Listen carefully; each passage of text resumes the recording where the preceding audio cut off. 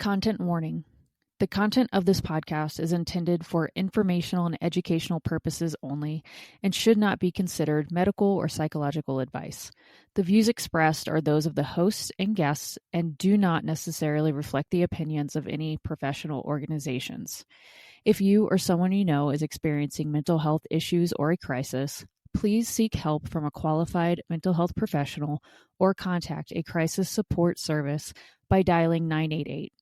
Always consult with the licensed therapist or counselor for personalized support and guidance. Welcome to Queer in Here, Let's Talk Mental Health, and I'm Alicia Nolan. My pronouns are she, her, 3-time Amazon bestselling author and owner of Choose to Live. This podcast is dedicated to LGBTQ+ mental wellness. A diverse selection of mental health professionals and passionate storytellers will come together to create a safe and supportive space for everyone. Each episode features insightful conversations that explore the unique challenges faced by the LGBTQ+ community, weaving in personal narratives that resonate deeply with experiences of identity, acceptance, and resilience. This podcast will not only provide valuable tools for coping and healing, but it will also foster a sense of belonging, reminding followers that they are not alone in their journeys, and intends to inspire hope, spark dialogue, and promote mental wellness for everyone. Jacob, welcome and thank you for being on Queer in Here. Can you please introduce yourself to the audience? Yeah. Hey, my name is Jacob. As Alicia mentioned, my pronouns are he, him. My artist name is Jay Henry, and I am a creative stuck in a techie's body, although I'm on sabbatical now, so I guess I'm just a full-time creative now, which is fun. I love that. Awesome. As you mentioned, your artist name is Jay Henry, and you had a debut album come out very recently, September, I believe. Would you mind just telling the audience about that album? We're going to get deep right off the bat, but what kind of feelings went into it and the inspiration behind creating it? Yeah. Wow. So the way I like to describe it is Love Jay Henry. That's the title of the album. It started out as a love letter to my husband, and then very quickly became a love letter to myself. And the album kind of progresses that way as well. The album cover plays on that concept because I'm sitting there journaling. The title, Love Jay Henry, takes from the fact that when I would journal, actually I still do this, I would sign it Love Jay Henry, removing the comma because it was always a bit of love towards myself, or at least a reminder of love towards myself. And so, yeah, the album's all about, it starts with this over-the-top, hopeless, romantic, hyperbolic love that at times even myself am, embarrassed by. But it goes through all those emotions, and we can dive more into the details of that. But then it transforms more into a self-reflection and a deep dive into the psyche that is Jay Henry or Jacob, because it's all very much an autobiography. Mm-hmm. And it starts to explore some of the trauma that I faced in my past relationships, in my relationship with my family, my parents, and how that impacted this relationship I was having with my husband, and how I had to reconcile a lot of that stuff in order to get to a place where I could actually love myself and love him. And so, yeah, love letter to him eventually became a love letter to me, and now you have Love Jay Henry.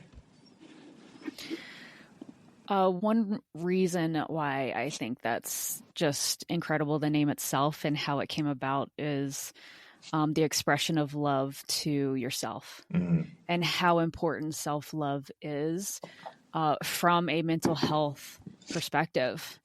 Because in a lot of cases, we can't love somebody else until we love ourselves. So even doing little things like that, or like writing on the mirror, I used to write messages to myself on the mirror, just stuff like, I love you, I think you're wonderful, and then saying it out loud. Yeah. That's a fantastic message. So I love that you did that. How long have you been working on this album? Like, what was like the build up to it? Yeah. all my life. Yeah, fair enough. So when I was 15, I had that spark of inspiration to want to create an album. Um, it was during the age where you had CD burners, and then you could create like a cover for the CD that you could Yes. like stick onto it. Yes. Yeah. Yes. So I would design the covers. I had my name. It was some random name that I'm too embarrassed to share. No, I'll share it. It was Biggie Fat. BIDE.PHAT. Oh, yes. I was trying to find my identity. Um, and but the challenge I always faced is I never knew what to write about, right? When I was 15, I was so influenced by the music I was listening to, which I love, and it has its place. But it was Eminem and Ja Rule and 50 Cent and all these in hip hop artists, because that was like my first true love when it comes to music. Yeah. And I remember one day I was like on my piano making a beat, like some like pretty bad beat probably. And my brother, he's like hearing me rap, and it's like some nonsense. And he's like, why don't you rap about stuff that you know? And I got so upset. I'm like, what are you talking about? I'm writing this song and you don't know me, and blah, blah, blah. Cliche teenager stuff. And so I say all that because from that point on, that was my mission. It was to figure out what can I write about? What do I feel so compelled about? Like so passionate about? Like what emotion am I trying to convey to such a magnitude that I can write it? Like I can write this song about it. And fast forward 15, 16 years, I proposed to my husband. I partly proposed because I wrote a song for him to Sam Smith's Love Goes, the live Abbey Road version, because it's way better. So it wasn't the full reason, but I definitely wanted to surprise him with this song. Then I wrote a play for the wedding, and it was like this whole production. And the feeling I got from that, and not only the excitement of like workshopping an idea and pulling people together and having this live band and performing in front of people, but the experience of taking this real intense emotion that I had, which is the love for my husband, and being able to vocalize it and share it and like get across that emotion to the degree that felt right to me, sparked the inspiration for the album. I said, I want to do more of that. And so that was 2-ish years ago. And then for the past 2 years, I've been working on the album, crafting that narrative and that story. And then I released it in September. Wow, that's a beautiful story. Your husband is very lucky. He is. We both are, but he is more Yes. lucky. Yeah. I feel like we find ourselves sometimes like later in life when we're searching for whether it is our purpose or a way to express ourselves, and we do it in so many different ways. The way you're doing it and the way I do it, on the outside, they don't look the same at all, but they're very similar in that we use our creativeness, if you will, to express ourselves in our own language. For me, it's through my band, through my brand. Sorry, I don't have a band. Not yet. Not yet. It's through my brand and just bringing people together in community and mental health. I find that is my purpose and my way of expressing myself. I love the heart behind what you do. And you dig a lot into just your mental health in general.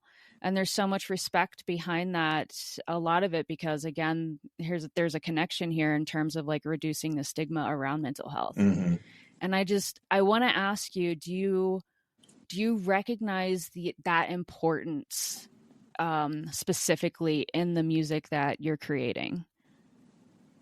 Yes. Okay, Yeah, good. I do. Yeah. I'm a huge proponent for visibility in everything that you do. And you didn't say this, but I'm insinuating it from what you said about how you express yourself and how you want to show up to the world, and even just having this podcast, right? Like the mere fact that you have a podcast means that you believe that visibility is super important because somebody out there is going to be listening to this podcast or watching it, and they're going to grab on to something that you say, and they're going to empathize with it. They're going to think, oh, I've also been in that position, or I'm in that position right now. And you may change their life, right? Or you may just make them think, and that's good enough. But that wouldn't happen unless you were visible about who you are. And so, being queer, it's it's liberating in the sense that once you do make that step to come out, or the new phrase that some people are using is like invite in. But I'm 33, so I came out Right. on Facebook. When you make that decision to come out, like it liberates you to really evaluate all other facets that is yourself, and think about what else can I be visible about because it's so authentically me, and somebody else might approach me because of it and say like, hey, I'm also X, I'm also Y. And, when I was at one of my old jobs, I was at this event, and somebody said, you cannot be what you cannot see. And I want to be so authentically me that somebody else can see it and be authentically them. Yeah. I love that word, just being authentic. Again, it's one of those things I feel like we don't really sit with or are comfortable with until later. Yeah. And just being vulnerable. I have started to understand the art of storytelling and how important and the impact that it can make at the beginning of this year by sharing my own story. Mm-hmm. I was a guest on a podcast for the first time in, I think, January, and then I did Unfiltered Stories in February. And every time I did one of these, somebody reached out and said, thank you. Yeah. And what it meant to them, or it inspired them to also share their own story. And it is about being authentically you, because I was that person before my wife passed away. I was that person that always, I stuffed everything, I didn't want to burden other people. Which I call people out on now. You're never a burden, Mm-hmm. asking for help. Like, please ask for help. You're Mm-hmm. never a burden. But I ignored everything that I was feeling. And if I wouldn't ask for help, and I just took care of myself and my own, and that's just such a closed off and sad place to be for so long, Yeah. So I haven't learned these tools of vulnerability until I was 36. Mm-hmm. Because I had the worst time in my entire life. And I was like, I can't do this anymore. Mm. Just the storytelling is just so impactful because, and I've mentioned it a couple times on a couple of the podcasts, is just somebody's going to be hearing this conversation Mm-hmm. and they're going to go, yeah, me too. I can relate to this. And it's just a wonderful message. I'd Yeah. love doing this. And Yeah. again, I have to say, I appreciate you being here. I appreciate you. How did your wife pass? She died by suicide. Oh wow. Yeah. Yep. So, um, I started my brand, Choose to Live. Live is with a semicolon, which has been used in the suicide prevention world as a symbol to keep going or continue your Mm. story. Damn, So love that. yeah, so it's a conversation starter, and I also raise money for suicide prevention awareness, a local nonprofit here in Colorado Springs. And the conversations that I've had alone, I've done many events and set up booths and everything, and you can see it on people's faces sometimes. They don't have to say anything. They don't have to buy anything. I don't care. but they'll see one of my t-shirts and you can see their face. Or one of the first times I saw it, a woman put her hand on one of my shirts, and she just closed her eyes for a second, and you knew that they were touched by suicide in some capacity, whether it was that they lost somebody or close to losing somebody or struggled themselves. You could just feel the impact of just touching one of my shirts and seeing it. Mm-hmm.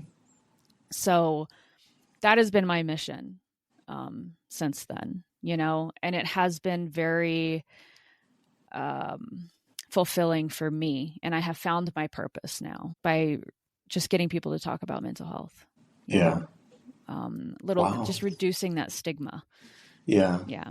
Man, So, I felt that in my soul. I almost like cried right now. It's so real. Like the human experience is just all about connection, right? Mm-hmm. We are not humans unless we connect with other humans. Mm-hmm. Arguably we're not anything unless we connect with something else, right? But humans have this interesting position in this universe because we have this deeper connection. Potentially, I don't know. I've never really talked to a dog like that, but maybe they have it as well. But what you just talked about, like that exact feeling is like what I get when I put out music. Just I don't know, like it's just deeper than a song or a shirt or a podcast. Like there's just some energy about it that really gets to me. Yeah. I love that. There is something pulled me. Yeah. Not in just a spiritual, emotional, physical way. It's like all of these things. I just had that aha moment, which I feel like people have sometimes. And it's a weird feeling. I was never spiritual before.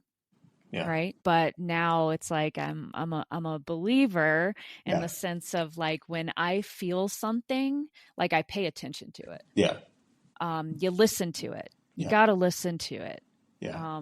But again, I didn't learn this till I was 36. It takes time. It's like, it does take time.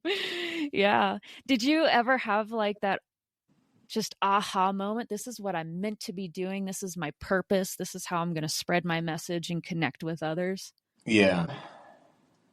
I think it was my wedding, to be completely honest. Okay. Again, like I will put money on it. I will debate it to the nth degree. It was the best wedding the attendees have ever been to. Nice. It sounds it. I'm kind of sad I missed it. It was dope. I have a video of it. Oh, yes. I do. Okay. And there was 25 confetti cannons, and it was a very small space, which I do not recommend unless you love cleaning. Oh, gosh. That wasn't my first. I'm not going to lie. When you said confetti cannon, I was like, oh, boy, that's a lot of cleanup. It was. I'm sure it was beautiful, though.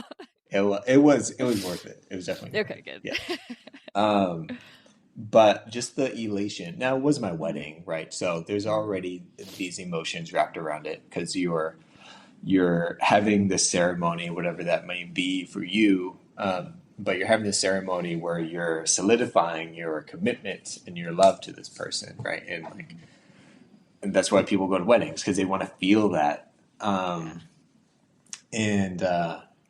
But what we pulled off, and I say we because my husband designed it all, even though I was like the writer and let's say the director of everything. We make a great team, although we argue a lot in between. What we pulled off, it was just so magical. And it reinforced like, oh, I actually have a creative side that people enjoy and they connect with and they like pull something from and they feel something. Like when I've said this before to friends, and it kind of goes along with what we're saying, but along with the visibility, like my goal is to make someone cry because they connect with it so much that it brings them to tears of either sadness, of joy. Yeah. And so at my wedding, when I saw people cry, and then at my album preview performance when I saw my nieces cry in the front row. Mm-hmm. Yeah, that was it. Like that was the thing, because you just understand that it connects to them to such an emotional level that they have to express this physical response that is often seen as like the ultimate vulnerability. Yeah. And as someone that loves vulnerability, like it just feeds my soul, you know? There's Yeah. probably, some kink or something around that to see people crying. Not that I was like aroused or anything. That does sound weird. You can keep that in, but I have to be there later. Think about it. Let me know. Let's keep it in for now. Okay. If there's a song on your new album that you think would do exactly that the most, what do you think? Which song would that be? I'll give you two answers. Okay. The song that did it was my rendition of Creep. Ooh. Yeah. Okay. Which is funny because that was also the song that my husband liked the least. He actively tried to get me to not put it on the album. Okay. But it held such an important place in the storyline for me. Yeah. Because again, the album's all about this journey of love, and the first 4 or 5 songs are they're just love songs, right? They're all about me meeting my husband, wanting to be in love, falling in love, what it felt like to be in love, growing intimacy, like all those things. And then the next 2 songs are like complete 180, which is also like an important piece to the story, which we can go into at some point. But during that 180, that's when I start to become a little bit angrier, a little bit more self-reflective of like how I'm self-sabotaging. And, Creep to me is always a fantastic song, but I placed it there because, earlier on in my relationship with my husband, and in other relationships, to be honest, I would often feel weird or like I'm not cut out for love because I have these like very strong emotions and sometimes negative emotions to things because of the trauma that I had growing up with my parents and what have you, and with other people. That, I felt like a creep. I felt like I don't deserve to be in love, but I see you as like this angelic thing that I wish I could have, and you have it all, but I don't. I just don't have what you need. And the way that I sing it is definitely like I'm like in a cold bathroom with the lights kind of swinging over me and it's dark everywhere else, and I'm just kind of feeling it. And I'm not really singing it at all. I'm kind of like half singing it, which is kind of the point.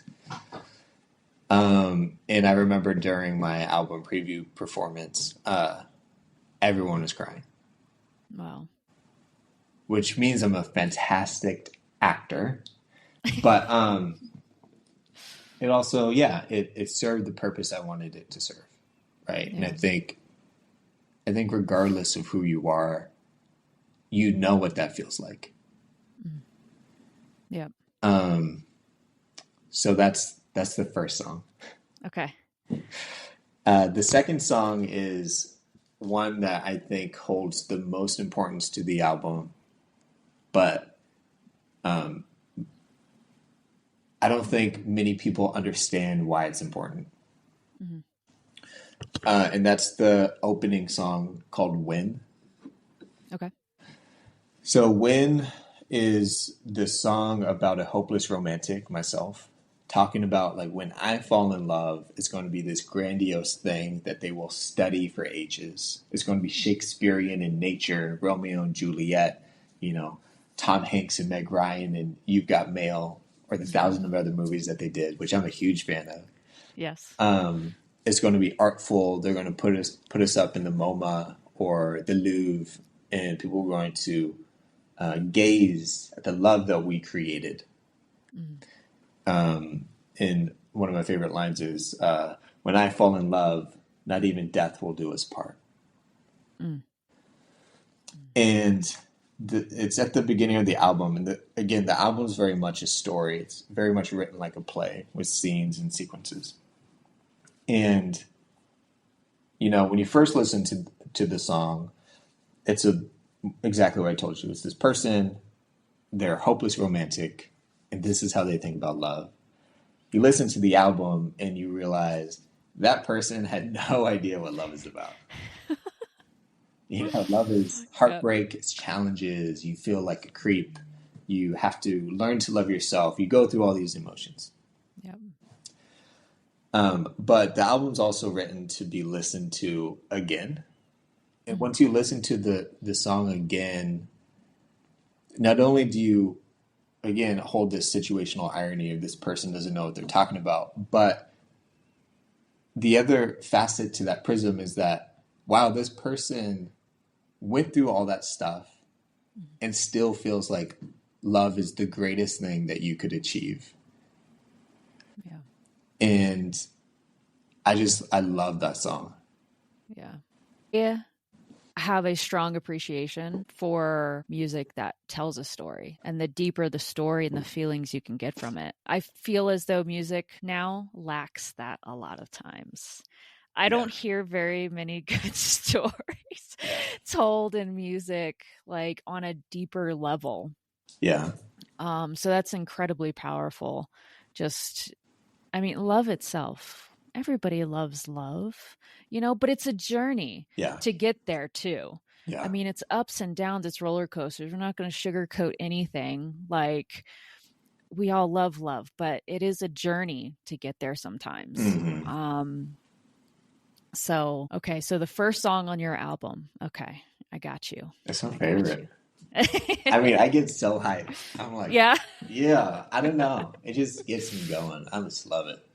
Yeah, that's fantastic. I love that you're like, you're just into it. I love it. Yeah. That's good stuff. Talk to me about enoughness. How much time do we have? I'm just kidding. Enoughness. Yeah. I'll start by saying, whoever is listening to this, you are enough. Just let that sink in, because it's true. It's so true. I'm 33 and a half. I definitely struggled with enoughness. It drove a lot of my life. And enoughness is kind of like, or someone that lacks enoughness, like myself, it's kind of like being an alcoholic. My mom is an alcoholic, although 13 years sober. My dad was. A lot of people in my family are. And one of the things I love about, AA and some of these communities is just the acknowledgement of, like, this is a lifelong journey that you will consistently struggle with. I was anorexic for 2 years, but I would argue that I'm still anorexic because there's always that feeling that could come back. And enoughness is the same way. And I think enoughness is the root of all those things I just talked about and more. And it drives us to do all these things that maybe we wouldn't if we just felt enough. And so coming back, enoughness to me is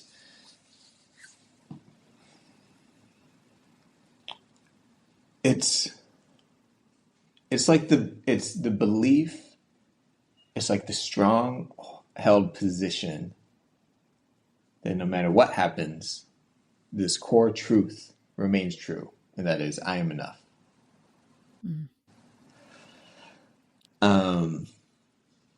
Yeah, I don't know. I don't know how to describe it. It's just like, it's like a state of mind that everyone has. You just need to unlock it. Yeah. I will tell you, I'm sober 4 years now. My mom was an alcoholic. She passed away when I was 25. And, I don't want to say naturally, but, I started drinking when I was 12. And I always blacked out all the time, you know? It's, I say I've been sober for 4 years now. So I was 34 when I finally got sober. Mm, And I believe that it's a form of self-love.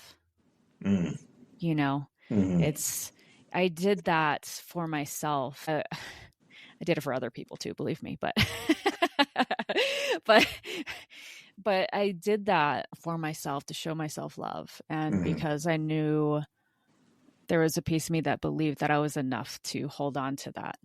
you know mm, Working in the suicide prevention realm, and I've done many certifications. It's something that I believe people innately don't have a lot of times, believing that they are enough mm.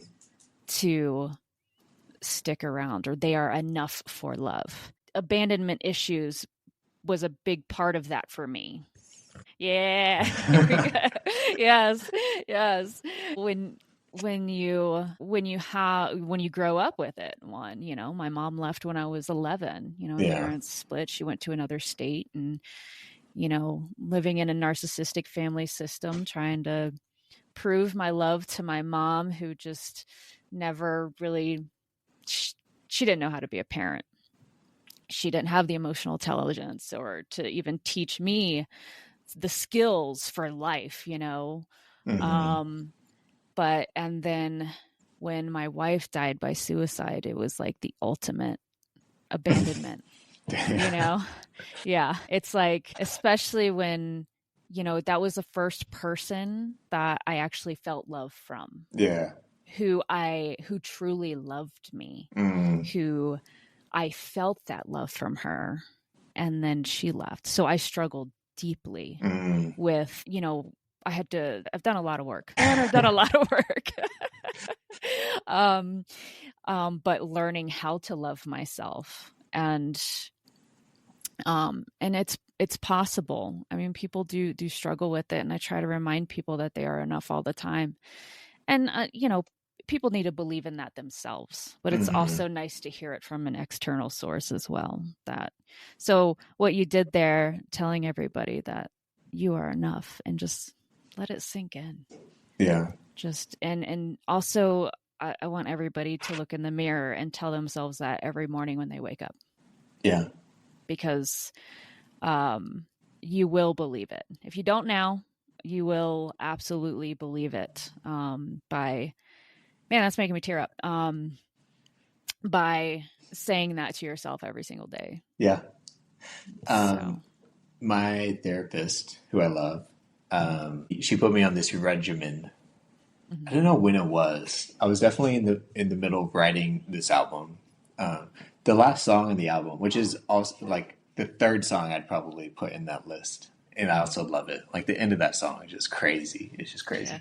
Yeah. It's all about enoughness. It's called Mhm. May I Love, and it's based on a self love meditation that I would do every day. Shout out to Headspace, free promotion, but it'd be There cool. you So, no, I'm just kidding. Um, may I love myself for who I am. May I accept myself for who I am. May I be at ease with who I am. Mhm. And then the chorus of that song kind of takes from that and extrapolates on it. But she gave me this regimen that is every day for 2 weeks, Mhm. for 2 minutes at a time, like 2 or 3 times a day. You sit down and you put it on a timer and you just say, I am enough over and over again. Yes. And I like your therapist.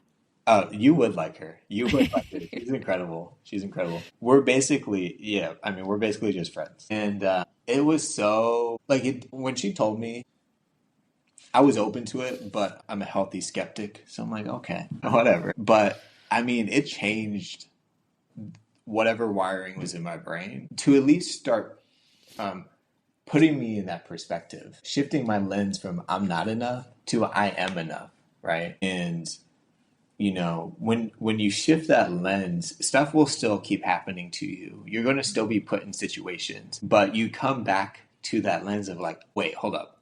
I'm enough. So whatever's going on here Yeah. has nothing to do about my enoughness. Mm-hmm. It has everything to do about maybe something I said, maybe the way that they're responding because they don't feel like they're enough, or all these other factors. But like the truth remains the same, which is I am enough.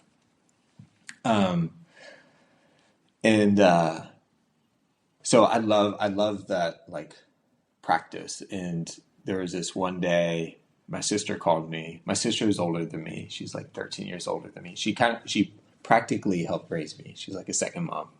Mm-hmm. I love her to death. I wrote this spoken word piece about her, and my entire family cried. So again, it like fed my energy. Yes. But she was just feeling down about something. And it was early in the morning, and I said, hey, let's try something. I'm going to sit on this couch.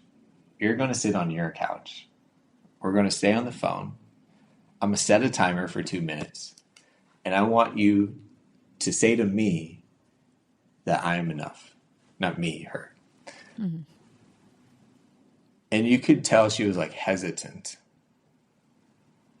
And then she started doing it. I swear, like I fought back everything to not just cry because I could hear it in her voice of like all the emotions that come with that to start Yeah. of like, I am enough, but I don't believe it. And there's all these reasons why, and I want to be enough, but there's so blah, blah, blah. But it just reinforced like, fuck, that's the way to do it. You just gotta remind yourself. You just gotta remind yourself. It's like when it rains. It's raining right now in Seattle.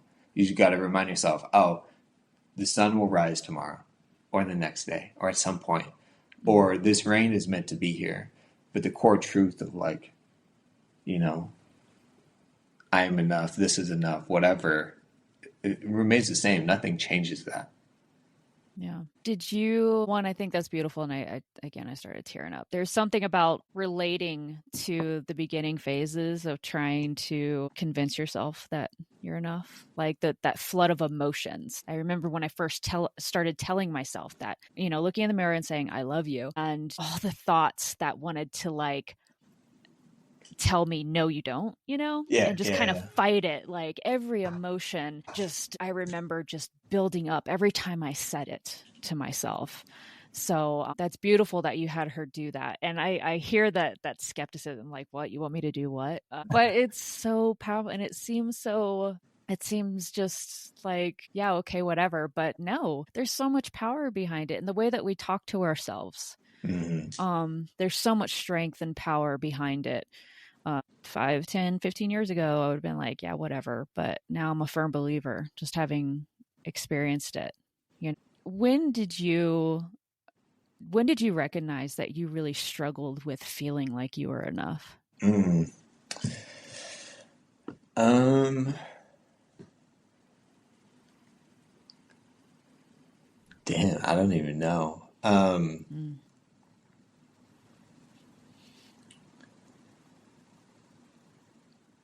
Probably in high school. Mm. Yeah. But I mean, this like not enoughness manifested in a variety of ways, including anorexia, and, aggression.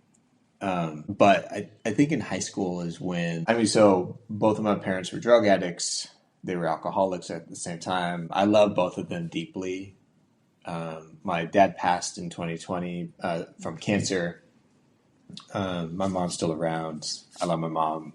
She's like my enoughness spirit animal. I mean, she's been through the thick of it, and like her like tools and ability to just be like, I don't know, like enough and self-regulating and all these things that I like strive to be. Like, shout out to her. She'll never listen to this, but like I'm so proud of her for getting to the point where she's at today, and for us being able to have this relationship that we do. It's incredible. It's so incredible. I'm grateful for it. But I, I'm a fan of holding space for both accountability and empathy, right? So she also did a bunch of shit that, was traumatizing. And when I was in high school, and really in the thick of that, trying to understand what all that was, um, I would attach myself to people because that was my way of trying to siphon that enoughness from them to say, well, if they like me, or if they hang out with me, or like if this teacher wants to, or like allows me to be in their class after school because I don't have anywhere to go, then I'm enough because like I matter to them. Right. And then you get to the point where, I don't know, they're like, hey, I can't stay after school. There's actually a teacher. Shout out to them. I won't say their name, but shout out to them. Because, like, I was young and in a weird space, and I probably put them in a lot of uncomfortable positions. um, and, but I attached to them. So then when they would say, like, yeah, I mean, I'm not going to stay after school or whatever, like, it would hit me so hard. I'd be so upset. I'd be so depressed because I didn't feel like enough, right? And so I needed them to be there to feel like enough. And so that was probably the first time, if I had to pinpoint, it's like, oh, like I definitely felt it then, and I could pinpoint like I struggled with enoughness at that point. But I didn't actively start working on it until probably my relationship, and even like midway through when I was like deep in my anorexia, and I came to the point where it's like I need to stop this whole killing myself through not eating thing because it's not really working out for me, my relationship, or other people around me. But I mean, you said, and I think it's very common, that you can't love someone else until you love yourself. I'll agree to that in the sense of like you won't truly know what it means to love someone else until you love yourself. But I am a huge proponent for, our relationships with other people are what allow us to reflect on who we are and then grow from that if we want to. And we achieve true growth by understanding ourselves in relation to beings around us.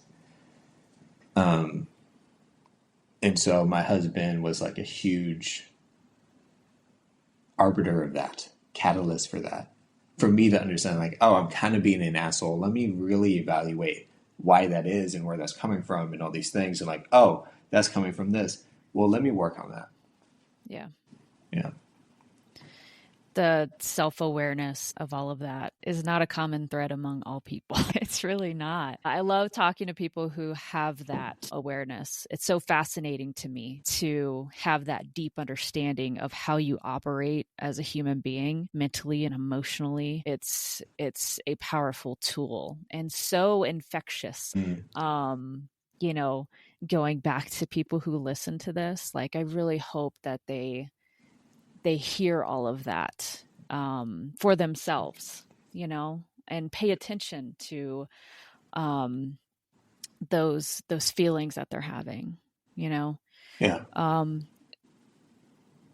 You spoke about therapy a little bit. When did you start therapy? So I had a therapist in elementary school. Yeah, yeah. But that was for my parents got divorced, and so that was for that thing. That experience potentially steered me away from therapy for a long time because I remember I would talk to them, and then one day CPA showed up at my house. Oh. And my mom was so upset with me. I was like, okay, I'm not going to do that anymore. Which, just to go back to that, definitely talk to a CPA if there is an actual problem, or talk to a therapist. I'm not advocating for not doing that, but my experience like built that connection with like, oh, therapy is actually a bad thing because it causes conflict. And at that state in my life, like the least amount of conflict I could get into was the best because there's already so much chaos going around that I was just trying to survive. But when I really started going to therapy was probably so 2018, 2019. And again, it was because of my anorexia. So I went there to understand this eating disorder I had. But as mentioned before, like it was all rooted in this trauma and this lack of enoughness, right? Because, for me, the eating disorder was a way to become beautiful and become attractive and become wanted because I was skinny. There's a well-known challenge with that in the gay community, being muscular and skinny and young and blah, blah, blah. And so that's part of the reason why I stopped going out as much as well, not only because I got older, but it was just so challenging to go to these spaces and be like, well, I'm not that, so I need to go starve myself. I enjoy them for what they are now because I'm not in that frame of mind anymore. But yeah, so therapy started with eating disorder, but really started to unravel all these other aspects that it's kind of funny because I always pride myself on being open. But one day my therapist was like, "You're not very vulnerable." And I'm like, "What are you talking about?" Like, I talk about my life all the time. Right. But what they were saying is like there's this deeper level of something that I just wasn't getting to, that I wasn't allowing people to get to. And so therapy definitely helped me get to that space. Yeah. Good. That's amazing. Yes. So I feel like we could talk all day for sure. Do you Oh my want to? gosh. I'll just have to, I know, right?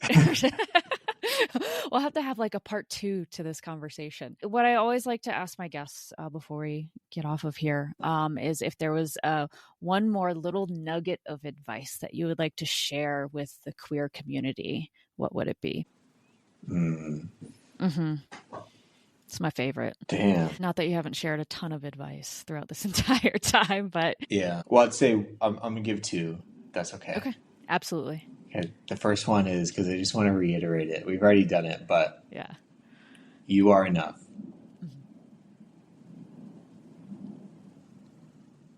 And I love that pause right there too, because they're going to feel it. They're going to feel it, man. I believe it. I believe it.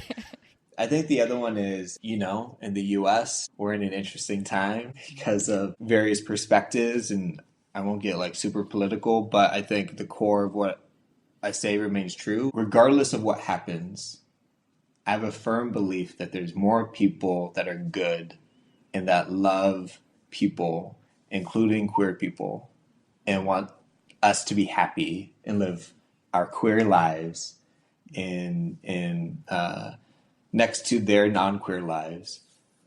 There's more people like that than there are bad people. And I have a firm belief in that. And so I'm gonna do my best to hold on to that belief, knock on wood. But yeah, okay. I'll say that. The times right now are very, very tough. So I appreciate you mentioning that. And I struggle with that exact thing that you just said. And I'm trying to shift my thinking as far as believing that there are more good people in this world. I feel like you kind of called me out on that, and I appreciate that more than ever because I've started to lose that faith, but I'm trying to hang on. So, and that's a very powerful message, I believe, for the entire LGBTQ plus community right now, is believing that there are more good people in this world and we will come out of this. Okay.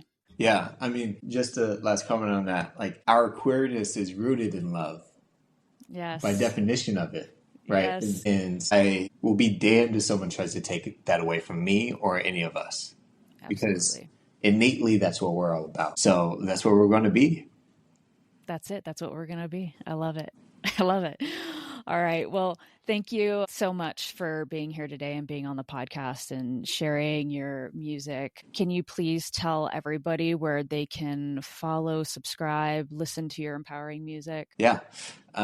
So Jay Henry, if you search me on Spotify or Apple Music, there's a lot of Jay Henrys apparently. I'm the one with the yellow beanie.